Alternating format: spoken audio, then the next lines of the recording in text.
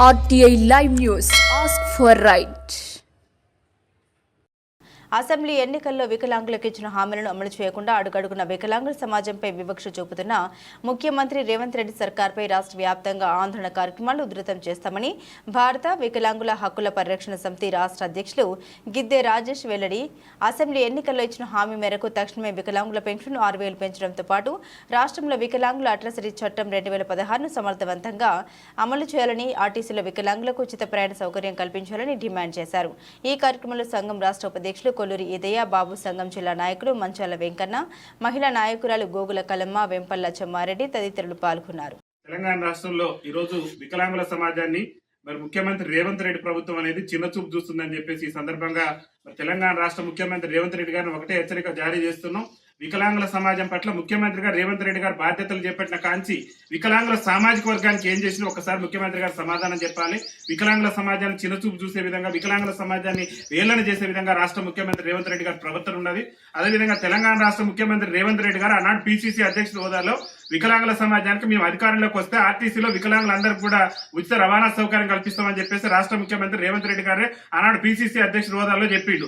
ఈ రోజు మహిళలకు ఉచిత రవాణా సౌకర్యం కల్పించినటువంటి రేవంత్ రెడ్డి ప్రభుత్వం ఈ సమాజంలో అట్టడుగు నుండి దుర్భర జీవితాలు గడుపుతూ ఎన్నో ఏళ్ల నుంచి కూడా 50% రాయితీతో ప్రయాణిస్తున్నటువంటి వికలాంగుల సమాజానికి ఉచిత రవాణా సౌకర్యం కల్పించేందుకు ముఖ్యమంత్రి రేవంత్ రెడ్డి ప్రభుత్వానికి ఉన్న అడ్డంకులు ఏందో స్పష్టం చేయాలి.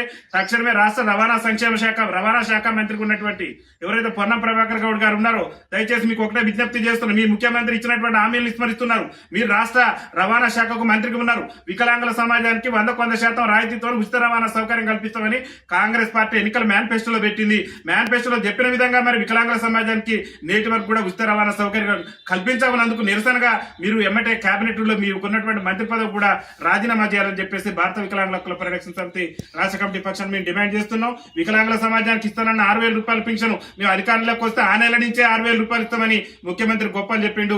నేటి వరకు కూడా ఇస్తానన్న ఆసరా పెన్షన్ 6,000 రూపాయలు కూడా వికలాంగుల సమాజానికి అందలేదు. ఒక వికలాంగులే కాదు, వృద్ధులు కానీ, వితంతులు కానీ, గీతా కార్మికులు కానీ, బీడీ కార్మికులు కానీ మీరు ఇస్తానన్నటువంటి ఏదైతే పెంచుతున్నటువంటి పింఛన్ కోసం ఎదురు చూపులు చూస్తున్నారు. మీరు పింఛన్ పెంచుతారన్న ఉద్దేశంతోనే కాంగ్రెస్ పార్టీకి ఓటేసే తప్పితే మరో ఉద్దేశంతో కాదు. గత ప్రభుత్వం మీద వ్యతిరేకత కంటే కూడా మీరేదో చేస్తారు, కొత్త ప్రభుత్వానికి అవకాశం ఇస్తే మా బతుకులు బాగుపడతాయన్న ఉద్దేశంతో మీకు ఓటేస్తే వికలాంగుల సమాజాన్ని ఏదైతే పింఛన్దారులలో పింఛన్ల అందరినీ కూడా మోసం చేసేందుకు రేవంత్ రెడ్డి సర్కారు ప్రయత్నం చేస్తున్నది. రేవంత్ రెడ్డి సర్కారును ఇంటికి సాగనం పెట్టేటువంటి ప్రయత్నం చేసుకోవద్దని చెప్పేసి కూడా ముఖ్యమంత్రి గారు మాజీ ముఖ్యమంత్రి కావాలనుకుంటే ఆయన రిజిగ్నేషన్ చేసి బయటకు వెళ్ళిపోతే మా సమస్యలు, మా బతుకులు, మా బాధలు, మా వేదన తెలిసినటువంటి ఎవరైనా కొత్త ముఖ్యమంత్రి అయినా మా వేదన, మా బాధలు తీర్చేటటువంటి అవకాశం ఉంటుంది. మీరు ముఖ్యమంత్రి ఉండి నేటి వరకు కూడా 9 ఏళ్ల పరిపాలనలో 9 నిమిషాలు కూడా వికలాంగుల సంక్షేమం మీద మీరు దృష్టి పెట్టలేదు. కాబట్టి నీకు చిత్తశుద్ధి ఉంటే, వికలాంగుల సమాజం మీద రాష్ట్ర ముఖ్యమంత్రి రేవంత్ రెడ్డి గారు చిత్తశుద్ధి ఉంటే వెంటనే అఖిలపక్ష సమావేశాన్ని ఏర్పాటు చేయాలి.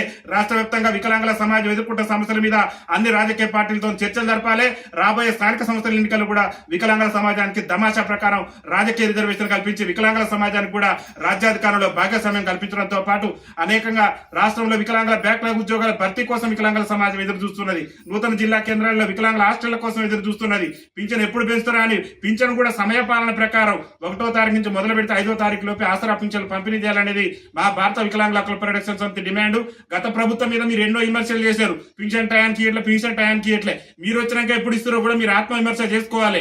గత ప్రభుత్వం అన్న 4,016 రూపాయలు వికలాంగుల పింఛన్ ని 500 ఉన్న దాన్ని విడతల వారీగా పెంచుకుంటూ వచ్చింది. మీరు 9 నెలలు అవుతుంది, మేము గెలిచిన నెల నుంచే పింఛన్ పెంచుతున్నారు. 9 నెలల నుంచి మా ఆలోచన కానీ, మా సమస్యల పట్ల కానీ మీరు దృష్టి సారించినందుకు రాష్ట్ర వ్యాప్తంగా భారత వికలాంగుల హక్కుల పరిరక్షణ సమితి ఆధ్వర్యంలో త్వరలోనే ముఖ్యమంత్రి ప్రాతినిధ్యం వహిస్తున్న కొడంగల్ నియోజకవర్గంలో వేలాది మంది వికలాంగులతో ఆమరణ దీక్ష కూడా మేము దిగబోతున్నాం. స్థానిక సంస్థల్లో రిజర్వేషన్, ఆర్టీసీలో కాంగ్రెస్ పార్టీ ఎన్నికల మేనిఫెస్టోలో చెప్పిన విధంగా ఉచిత ప్రయాణ సౌకర్యం పెంచుతున్నటువంటి పింఛన్ కూడా ఒక వికలాంగులే కాదు, మేము మా స్వలాభం చూసుకోవట్లేదు. ఈ సమాజంలో అట్టడుగున్నటువంటి మా వితంతు సోదరులు కానీ, వృద్ధులు కానీ అన్ని వర్గాలకు కూడా మీరు ఇచ్చినటువంటి హామీని నిలబెట్టుకోవాలని చెప్పేసి డిమాండ్ చేస్తూ త్వరలోనే ముఖ్యమంత్రి రేవంత్ రెడ్డి ప్రాతినిధ్యం వహిస్తున్నటువంటి కొడంగల్ కేంద్రంగా పెద్ద ఎత్తున మా యొక్క నిరసన కార్యక్రమాలను ఉధృతం చేస్తామని చెప్పేసి తెలియజేస్తూ ఈ రోజు ఈ కార్యక్రమాన్ని ఏర్పాటు చేసినటువంటి పెద్దలు, గౌరవనీయులు ఆత్మకూరేస్ మండల అధ్యక్షులు మరి సూర్యాపేట జిల్లా కార్యవర్గ సభ్యుడైనటువంటి గోగుల శేఖర్ రెడ్డి గారికి, అదేవిధంగా జిల్లా సీనియర్ నాయకుడు జిల్లా కార్యవర్గ సభ్యుడైనటువంటి మంచాల వెంకన్న గారికి,